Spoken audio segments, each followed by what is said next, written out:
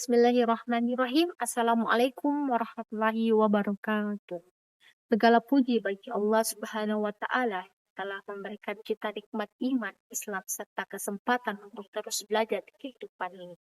Salawat serta salam tak lupa dicurahkan kepada Nabiullah Muhammad Sallallahu Alaihi Wasallam karena telah membawa kita dari zaman kegelapan hingga zaman terang benderang pada saat kali ini.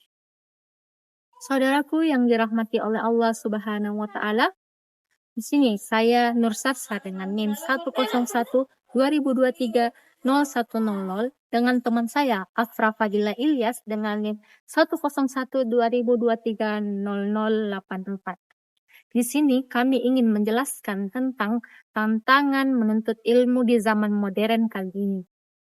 Menuntut ilmu itu adalah kewajiban bagi setiap muslim. Nah, pasti dalam menuntut ilmu memiliki beberapa tantangan. Yang pertama, kelelahan. Yang kedua, rasa malas. Yang ketiga, tekanan keluarga. Dan yang terakhir, godaan dunia.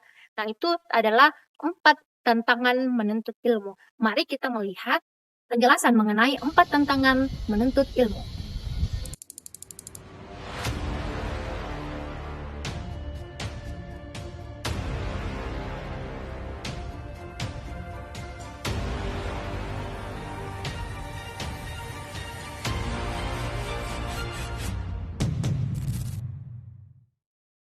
Namun, dalam perjalanan menuntut ilmu, tidak jarang kita dihadapkan berbagai tantangan dan ujian. Ada yang diuji dengan kelelahan menuntut ilmu, kadang kita merasa lelah, tugas menumpuk, waktu belajar panjang, pikiran penuh. Tapi ingat, kelelahan dalam menuntut ilmu adalah kelelahan yang berpahala, seperti yang dijelaskan dalam surah Quran Al-Insyirah ayat 6-7, yang artinya sesungguhnya bersama kesulitan ada kemudahan, maka apabila engkau selesai dari suatu urusan, tetaplah bekerja keras untuk urusan yang lain. Yang artinya, rasa lelah itu jangan membuat kita berhenti, tetapi dengan rasa lelah kita sholat dan berdoa agar Allah Subhanahu wa Ta'ala menurunkan ketenangan. Yang kedua adalah rasa malas. Rasa malas adalah musuh terbesar penuntut ilmu. Rasa malas bukan berarti bodoh, tetapi rasa malas itu karena iman yang lemah. Nah, kenapa bisa iman yang lemah? Karena kita terlalu nyaman, bosan, dan terlalu banyak menunda.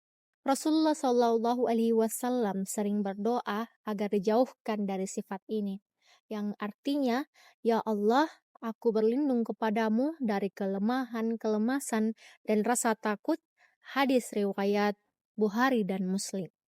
Kalau rasa malas ini datang, segera lawan dengan niat yang kuat dengan doa. Contohnya, ada siswa yang malas belajar karena lebih suka bermain ponsel. Tetapi setiap kali dia ingat ayat fa'inna ma'al usri yusra, bersama kesulitan ada kemudahan, semangatnya tumbuh kembali karena ia sadar tidak ada keberhasilan tanpa perjuangan. Adapun yang ketiga, tekanan keluarga.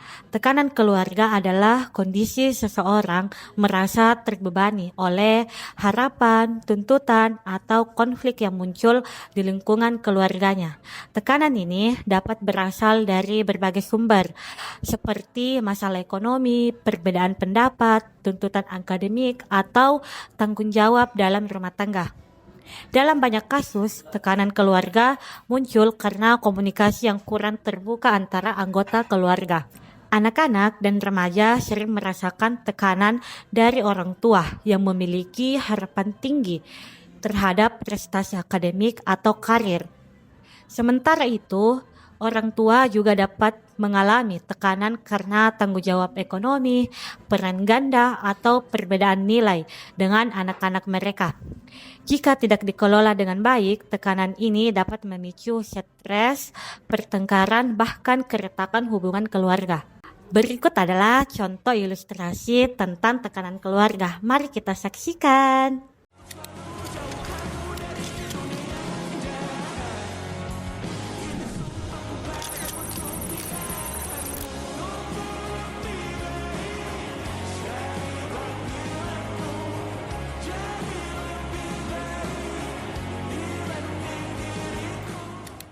Namun, tekanan keluarga tidak selalu berdampak negatif. Dalam beberapa kasus, tekanan dapat menjadi dorongan untuk berjuang lebih keras dan mempererat hubungan jika dihadapi dengan komunikasi yang baik, empati, dan saling pengertian. Kunci utama untuk mengatasi tekanan keluarga adalah keterbukaan dalam berbicara, mendengarkan tanpa menghakimi, dan mencari solusi bersama. Adapun yang terakhir, godaan dunia. Banyak yang tergoda oleh hiburan, media sosial, pergaulan, hingga melupakan tujuan menuntut ilmu.